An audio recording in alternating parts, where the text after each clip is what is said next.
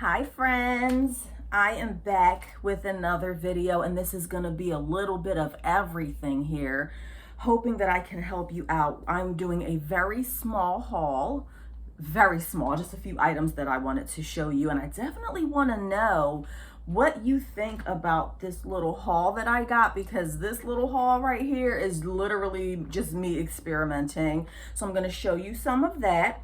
I also want to show you a few items that have sold. This video is being recorded on September 4th, 2023. I'm going to show you my sales from the last 4 days.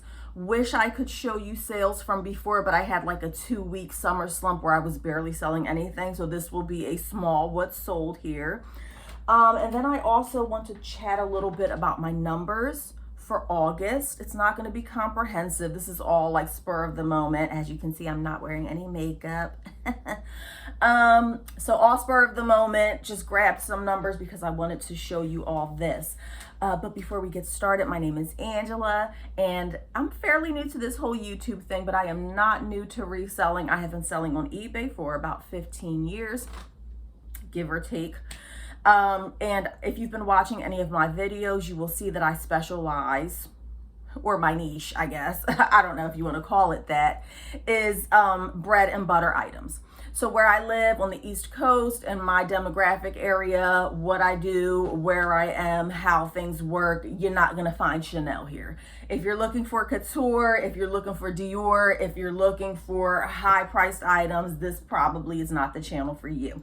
But if you're like the average seller and you got to get what you can get and make money any way that you can, smack it up, flip it, rub it down, thrift, flip, repeat, then you're going to want to hang around for a little while, and you're definitely going to want to hit that subscribe button, and you're definitely going to want to share this with your friends who are struggling or who are like me and can't get all of those really desirable items. Nonetheless, I am making lemonade out of lemons. I work with what I have. I'm not worried about what other people are doing. It can be a little discouraging when you're watching YouTubers who are like finding all this amazing stuff, and all you're finding is Ann Taylor Loft. You understand? Well, that's where I am, but I'm not going to let it get me down, because for 15 years I have been selling on eBay, and I do make money selling these regular brands, as you're going to see in just a minute. But first, I want to show you this little haul. These pieces are actually from probably a month ago. It was an estate sale, and I forgot to include this in one of my videos, but none of these are listed yet because I kind of just sat them in my death pile. And one day, if you hang around long enough, here's what we're going to do one day. I'm going to show you how I store my items, and you can take a little visit with me down to my basement. And my basement isn't a finished basement. It's a regular scary basement. So if you ever want to see that, how I store my stuff and my system, hang around for a little bit. It's not for the faint of heart. So this little haul right here I got from an estate sale. I normally I'm not a fan of estate sales, and there are several reasons why. If you want to skip ahead and get to the haul, give me about 3 minutes to ramble. I have found with estate sales that you're going to get one of two things most of the time. You're either going to, one of three things. Number one, it's going to be an estate sale that is run by a company. And when there is a third party involved, meaning that the family is not holding this sale. When there's a third party involved, a company that is running this estate sale, you're going to find that the prices are going to be a little bit higher because there's a middleman there who wants their cut of whatever is being sold. This is when families don't feel like being bothered. They're in a rush. They just want the stuff going. And so they hire out a company to handle the estate sale, and you're going to find that the prices are going to be a little higher.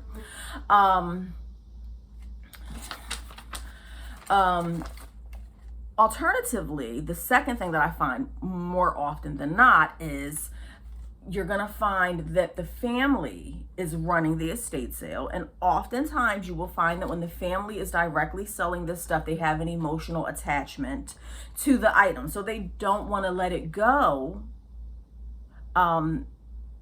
for cheap. They have those emotional ties and those emotional memories with those items. And so they will deliberately or subconsciously, here we go with the psychology, price the items higher because they really have an attachment to this stuff. And every now and then I run across a sale where it's the perfect storm of a family member who doesn't want to be bothered. They just want this stuff going and they let it go for cheap. Those are the ones that I like the most. But overall and generally speaking, I don't go to a lot of estate sales because more often than not, I find one of the first two scenarios where the things are just priced too high. Nonetheless, I did go to this sale and it was just a bunch of overpriced stuff or whatever. Since I specialize in clothing, however, they did have some clothing items, and it was one of those situations where they're like, make me an offer, make me an offer. Can you please just tell me the price, please? Because if I give you an offer, I'm going to offer you $1 each, okay? And then you're going to be offended, and then you're going to be mad because you told me to make you an offer, and that's exactly what I did, and now you're offended. Just tell me how much the clothes are. They didn't do that. So, or she's just like, oh, bring me a pile, just get a bunch of stuff together, and I'll give you a price. And I straight up told her, I'm like, well, I don't want to get a bunch of, and I wasn't rude, of course, but I'm like, I don't want to get a pile of stuff together, take all this stuff off the hangers, and then we can't agree on a price. And that type of stuff just makes me so uncomfortable. Nonetheless, this person was just insistent upon me grabbing a bunch of stuff. So that's what I did. I grabbed like 5 items and she did give me a decent price. I want to say, it was so long ago, I want to say that I paid, was it $20? I want to say it was $20 for 6 items. It's like $2.50 each. I don't know. Probably paid too much. Who knows? Nonetheless, these were like more vintage or older style items, and vintage is hit or miss with me. I don't do a lot of vintage. I'm lying. 9 times out of 10, vintage is a miss for me. I just don't know what I'm doing yet, and I just haven't made a ton of money with more vintage items. Nonetheless, I did pick up some of these items. They're very much giving 1990s vintage. The sizes are really small. And if you have watched any of my other videos, you will know that I try to stay away from very small items. I just don't have a lot of luck with them. But so this was just my little experiment. It's just like 6 little items that I forgot to show you on the other one. Let me know what you think in the comments, because I know what I was thinking. So this is an Alfani, and this is still a current brand. They still sell this in Macy's, I believe. It's not one of their better brands. It's a petite. It's a size P, which is a very small size. It is new with tags, and it is silk, 95% silk. So that's what I was thinking when I purchased this. I paid $2.50 for it. Hopefully I can get 15 bucks. I really don't know much. I don't know much about vintage. I don't know much about these really extra small sizes because I normally don't get them. So please do let me know in the comments when I'm done with this if you think these were good buys. These are not listed yet, so we shall see. This is another Alfani, and you can see if you're familiar with Alfani, if you're a bread and butter seller like me, then yes, you have seen Alfani before, and you know that the label does not look like that anymore. This one is a size P as well. She's just a really basic shell sweater. She does have the tags, and she is 100% silk. So the 100% silk is what got me. And the quality seems really nice. And you know, they don't make stuff the same anymore. Like the quality is not the same anymore. This one is another really tiny item. This is Charter Club. She's a size 2 petite. I got her because she is 100% linen and she has the tags. Please understand when I'm showing you stuff like this, that these are not things I would have purchased if they didn't have the tags on them. The tag is the determining factor for me with many of these items that I pick up. In a lot of my hauls, you will see that things have tags on them. Everything that I sell is in excellent condition. It has the pin tuck. She's a really tiny size. I have no idea how long this is going to take to sell. I should just do one video devoted to like tiny sizes, and then we'll see how it goes. If you have a lot of luck with the smaller sizes, please let me know what I'm doing wrong, because I cannot sell this stuff to save my life, but we'll see. This one was an August silk, and of course she is 100% silk. Now she's a size small, but she does look like she has a shorter length, and maybe that's because she is vintage, I suppose. Maybe things were shorter length back then. So if I got 6 items for 20, what is that, $2.50 or $3 each? I don't know. I probably overpaid. I should have only paid $1 for this stuff. But here we are. It's what I did, and we shall see. This is another August silk piece. And this estate sale, the person had a lot of nice clothes. I just couldn't afford to get them all. Like if they had been priced at $1 each, I probably would have gotten a lot more. But like I said, I don't like playing that game of make me an offer or I'll tell you what the price is after you get a pile together. I just wasn't interested. We have another August silk, and she is a size small. And this one is a blend of silk and nylon, but I really did like the little sequins, the flowers going on there. It's an older style, but maybe there's somebody out there who likes stuff like that. And then finally, what I got from that estate sale, this one is interesting. I have never sold anything like this before. I have sold Ralph Lauren plenty of times before. And just so we're clear, Ralph Lauren, I treat Ralph Lauren the same way that I treat New York and Company, the same way that I treat Express, the same way that I would treat Loft. Ralph Lauren used to be that guy. It's just not, that's not the case anymore, at least for me.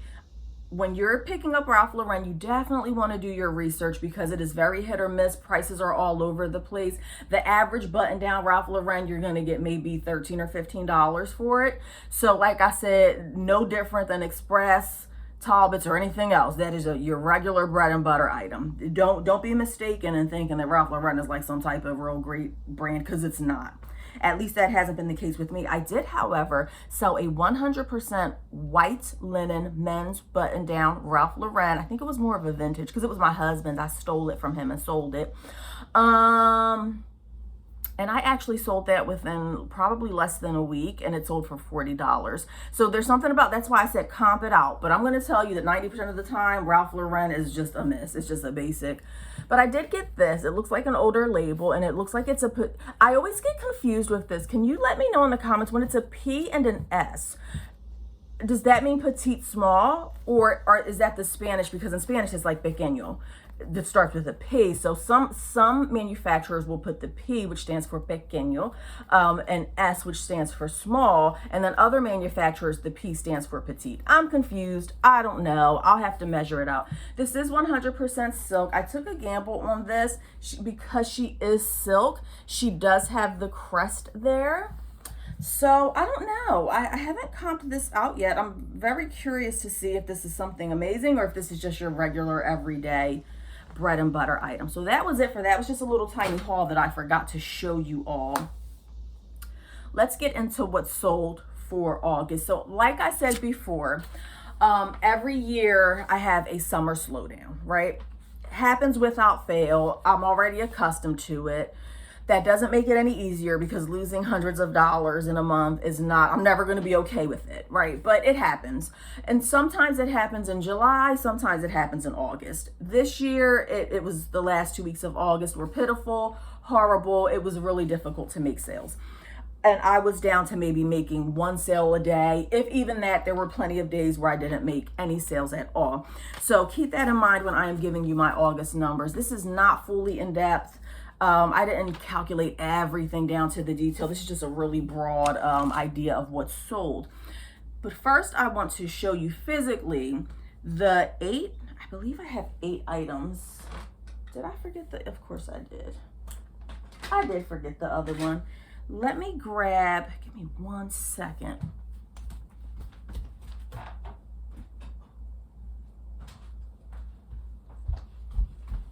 I'm back.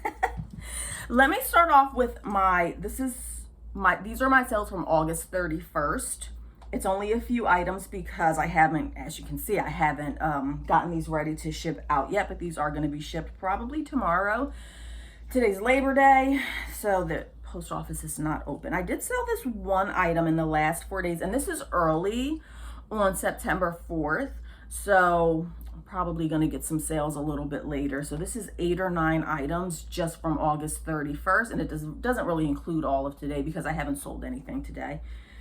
So that's like 4 days worth of items, and I think I have 8 or 9. This is just a regular Loft, your real basic tank top from Loft.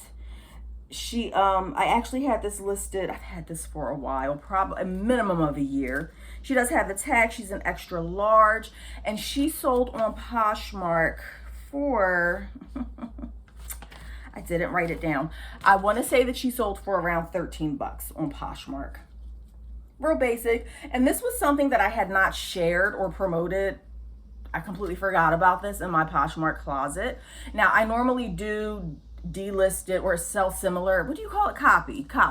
I normally do copy my items every 2 months on Poshmark and just make the new listing. This one I kind of forgot about. This has been like on the bottom of my closet forever. I have no idea how the person found it.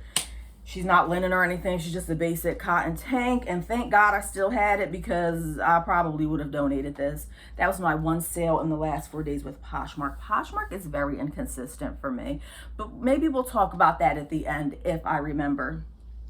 These are my sales for eBay. I do have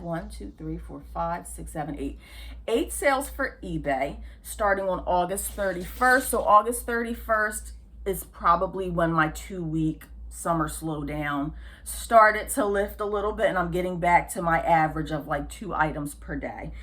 And as time goes on, I'm getting better and better at listing things and finding things. So I feel like I'm starting to get to the point where I'm selling an average of 3 items per day, which is not a lot compared to some standards. But let's talk about these other standards. So y'all watch these other YouTubers who have thousands and thousands of subscribers, thousands and thousands of people looking at their videos. That's free advertisement, right? They're telling you their closet name, and I'm not mad at it. Go ahead, make your money. I love it for you. I'm just saying, do not compare your sales to people on YouTube who have thousands and thousands of subscribers looking at their videos. Some of those people who are watching their videos turn into customers, and that is why they have more sales than you and I do. We don't have that. So, 2 or 3, I don't know if that's average or not. You let me know. I have 1,100 items in my closet and slowly building even more. And I get on average 2 or 3 sales a day. That seems really low. The first thing that I sold was this Raya Sun. This doesn't even have, oh my God, they're going to send this back. They're going to send this back, I think. Okay. So I'm not 100% familiar with this brand. This is the tag that I saw. Raya Sun. It is brand new with tags, and it is a size medium. But I'm just now noticing that on the actual item itself, it does not have a brand label. It's like a handwritten size medium. So I don't know if this was a sample item. I don't know if the customer is going to want to return this because of that. So this is just a basic white tank. It has the crochet in the back. It's see-through. It has a tiny little spot, which I did mention in the video. In the listing. I can't find it now. I feel like it was like a pen mark. Okay, I don't see it. I thought this had a little spot on it. Nonetheless, this sold for $9. I had it listed at $10. I started it off at probably $15. It wasn't selling as time went by. I kept lowering the price. I finally relisted it for 10 bucks, and I did send an offer out for $9, and it did sell for $9. I don't like selling things for $9, but every now and then, I'm just trying to get rid of some of this stuff. So it does happen. I sold these Lane Bryant the Alley pants. She's a cropped pant. She is hunter green. She does have the lace on the bottom, and she is a plus size. This is from Lane Bryant. It was a size 22, and I was surprised that these took as long. Let me get this tag off of here. Now, this is funny because I'm seeing this tag, and this looks like this is coming from my regular thrift store. Knowing me, I know I didn't pay $8 for this, so this must have been a half price day, so I probably paid $4 for these. And selling it for $20, But I did have these listed. I've had these listed for over a year.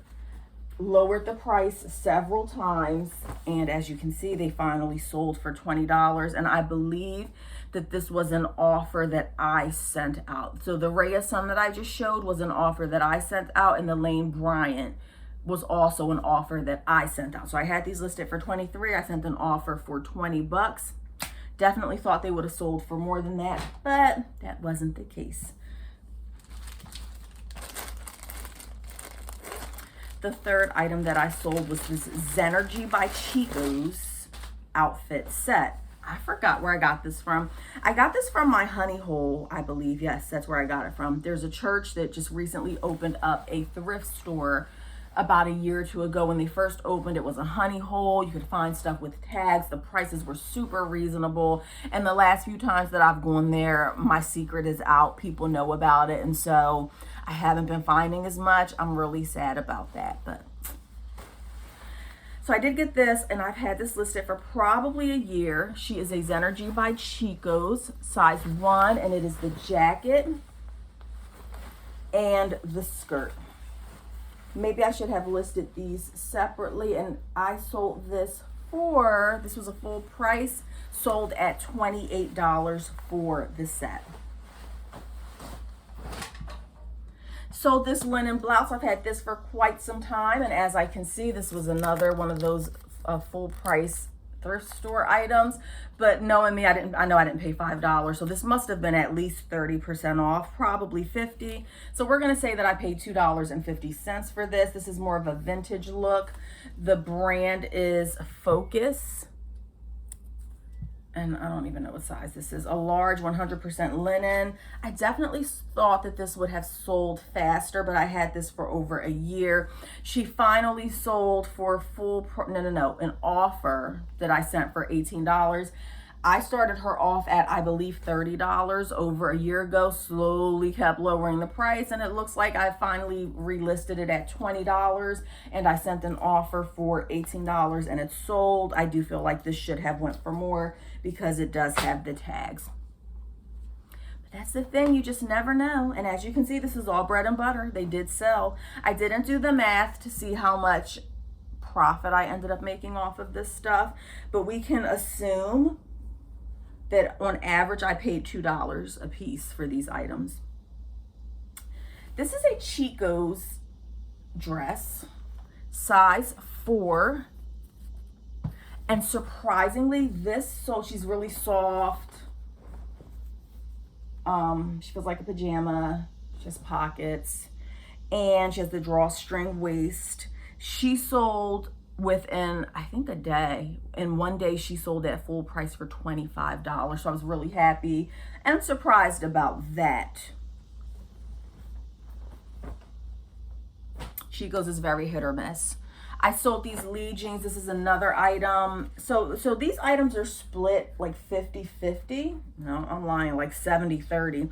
70% of this stuff is stuff that I had listed for a long time, like over a year, and they didn't sell. So, which is good because I'm starting to move. Obviously, I want to move older items. I'm happy about that. But this is just a reminder to me that I have to get better at picking items because I don't want to hold on to stuff for a year and a half. This is something that I've probably had. I would not be surprised if I had these for 2 years. I just don't like selling jeans. These are just your Lee, and it could have been the size because this is an 18 petite. Maybe that's why, or an 18 short. I've had these for quite some time. They're more of like a bootleg, and I hear that bootleg is coming back. I hear that straight leg is not the in thing. I don't really pay much attention to the trends and the styles. I just pick up stuff that has tags. So this took a long time to sell, but they did. I finally lowered the price to $15, and they did sell at that full asking price of $15. All of these items that I'm showing you are plus shipping. I do not give free shipping on pretty much anything.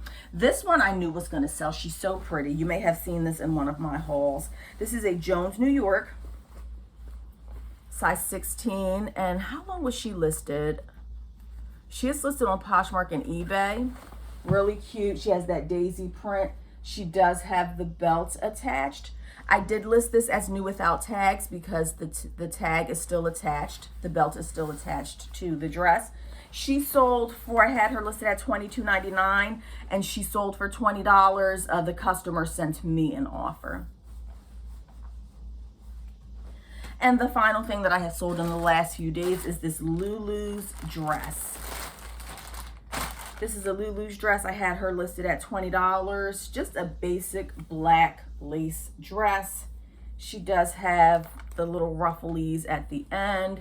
extra large. Lulu's is not all that people make it out to be. You have to find the right item. Had this listed at $20 and I sent an offer out for $17. So as I'm looking at my list over here, 4 of these items were either a customer sending me an offer or me sending an offer. So that's 50% of what I sold came from offers. So definitely something to think about. I know some people don't want to be bothered with offers. I know some people get lowball offers. When I set my items to accept offers, I put in the listing, not in the listing, but there's something you can do on eBay where you say that you don't want any offer, like to automatically accept offers of X amount. That's what I do. It's easy and breezy. I don't have to be bothered with low balls. If somebody sends a low ball, they're going to get that automatic generated message from eBay that the offer was declined, whatever. So when I get offers, it's normally a price that I set my item, the least amount that I was willing to accept. So it takes all the fuss out. While I have you here, I want to show you how I store my items.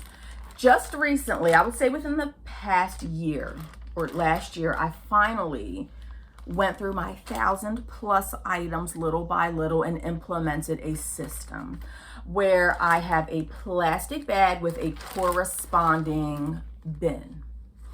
And as a conservationist, as a tree hugger, as a person who loves the earth and is a minimalist and tries to be zero waste or whatever, you know, I'm very cautious about the things that I buy because I don't want to add to, obviously, our pollution issue. So it really pained my heart. I tried to avoid this for so long. I didn't want to buy all these plastic bags, but eventually I did so that I could get more organized because it was driving me crazy. There were things that I couldn't find. It was just messy. It was getting out of control. So I did have to buy a bunch of these plastic bags. I'm really sad about that, but it works for me and I'm going to try to reuse these until I can't reuse them anymore. However, when it's all said and done, this is still plastic waste. And at the end of the day, I created a lot of waste by buying all of this plastic. Hopefully I will get many, many years of use out of this. So what I do is I label the bag here, and I have probably 20 bins, H100. They're all letters. You can do it however you want. You can put numbers on yours. You can give them names, whatever. However you want to do it. This is the corresponding bag, and it goes inside of the corresponding bin. And this has saved me so much time by implementing this system here. Now, there are times that I forget to put in my listing where the item is. So make no mistake about it, there are still times that I'm scrambling around having to dig through 20 bins worth of items trying to find stuff because I failed to write down which bin the item was in. It still happens. Let's talk about my sales for August. Nothing to write home to mama about, but these are realistic numbers. Maybe you can relate.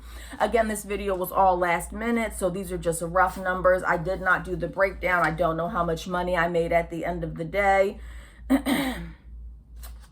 But hopefully you can learn something from this. Let's talk about Poshmark. Let's talk about Poshmark, shall we? And if you don't like this part, if you don't want to hear the numbers, if you don't want to hear me talk about Poshmark, then thanks for being here. Make sure that you subscribe on the way out and come back and watch some more of these videos so that I can continue to bring you more content and hopefully give you a realistic view of what it's like being a bread and butter seller. Poshmark is completely inconsistent for me. Inconsistent. Has been since day one, will probably forever continue to be that way. Those people who say that they are making $25,000 a year, $50,000 a year on Poshmark, I'm pretty sure those are those sellers who live like in Los Angeles, California, right? Or they live in New York City, New York, right? Where there's couture and there's Prada and there's Chanel and there's like all these really desirable brands. If you live in Los Angeles, California, you're lucky. And I'm happy for you, and you probably find a lot of couture stuff. So, but I don't think that that's realistic for the average seller who cannot get those types of items. So Poshmark has always been inconsistent for me. The difference between Poshmark and eBay, in my opinion, is that eBay we have a reciprocal relationship. And what that means is that the more time that I put into eBay, the more energy that I put into eBay, the more that I list, the better results I see. It doesn't matter what I'm listing. I can be listing junk. It doesn't matter. The bottom line is that the more I list, the more I sell. eBay has always been that way. Poshmark, on the other hand, is not a reciprocal relationship, in my opinion. I have just as many items, which is right around the 1,000 mark, 900. Poshmark may have a few less, but overall, like 900 items on Poshmark. I am constantly delisting stuff, relisting stuff, constantly adding new items, sharing, doing all that stuff that we're supposed to do, and Poshmark just does not give back. Me and Poshmark, we're a one-sided relationship. I'm doing everything and she just does not give back what she needs to give. Nonetheless, I'm not going to stop posting on her because I make a few dollars from her every month. So I'm just going to keep on with this one-sided relationship with her. So on Poshmark for the month of August, I sold 14 items. And 2 of those were bundles. I don't get a lot of bundles on Poshmark despite having like 900 items on there. Rare to get bundles. I was very surprised because in the month of August, I actually got 2 bundles of 2 items, which was surprising. The lowest priced item that I sold on Poshmark was for $14, and I think it's probably that Ann Taylor loft that I just showed you was the lowest priced item that I sold on there, and the highest priced item that I sold on Poshmark wasn't really an item, it was a bundle that I sold for $55, and I sold a total of 14 items. On eBay for the month of August, I sold 47 items. So just compare that. I put the same amount of effort, I think, into Poshmark and eBay. Same amount of effort, same amount of items. I'm listing things every day. I'm delisting, I'm relisting every day. And on Poshmark, I sold 14 items, and on eBay, I sold 47 items. On eBay, one of those sales was a bundle, a 2-piece bundle of 2 beach lunch lounge tops sold in a bundle together. So that was 47 items. My lowest priced item that I sold on eBay was the Raya Sun white tank top that I just showed you for $9. And the highest priced item that I sold was for $39.99. And they were some Crocs women's sandals. They had like a cute design on the front of it. You may have seen them in one of my other videos. They're the blue thong ones. And I think I was saying in that video that I haven't sold Crocs in years. I have no idea. And those Crocs, they must have been something special. They sold within, I want to say, a week for full price. So I was really happy about that. Again, I don't know altogether what my profit margin was. Hopefully next month I will be more prepared and have that laid out for you. But this just gives you a basic idea of what you can expect. Now, how do I do business? How did I sell 47 items? 47 items may sound like a lot to you. It might sound like a little bit. It just depends. I think that for having 1,100 items in my eBay store, I think that 47 items is not enough. But as time goes by, I am getting better, and I have noticed as I was going over some of my recent sales, I'm noticing that more and more of my items are selling within 3 months. And 3 months for me is totally reasonable. Even 6 months. I don't want stuff that's going to sit for more than six months. So what I'm doing is I'm going through my store. I'm trying to clear out. If you've watched my other videos, you know that I'm trying to downsize my business, and I want to concentrate more on items that are going to sell faster. This doesn't mean that how I do business is going to change, in the sense that I'm still going to be a bread and butter seller. That's still what I'm doing. I don't think that's ever going to change. I just don't live in an area where that can change from what I can see. So it's still going to be bread and butter, but I just have to be a little more selective and get these things flying out the door a lot faster, because I'm quickly running out of space. So I hope that this video helped you, and I hope that you learned something either about what's selling. As you can see, I should have done the math. Just in the last 4 days, because these were my sales from August 31st, in the last 4 days, 2, 4, 6, 8, 100, just going over it really quickly and doing the math in my head, this looks to be right around $250 gross sales. Yeah, I would have to do the math. So it's like $250 roughly of gross sales. I wish I would have done the math prior to you doing all that, but that's not bad. And you can assume, or when I've run the numbers in the past, I can assume that I keep about 60% of the gross after eBay sales, after taxes, all that good stuff. I still end up with about 60% profit, I think. If that's wrong, we'll talk about it more next month when I do my what's sold. So hopefully this helped you, and make sure that you like, subscribe, and commenting helps a lot. Have a great day, y'all. Happy selling.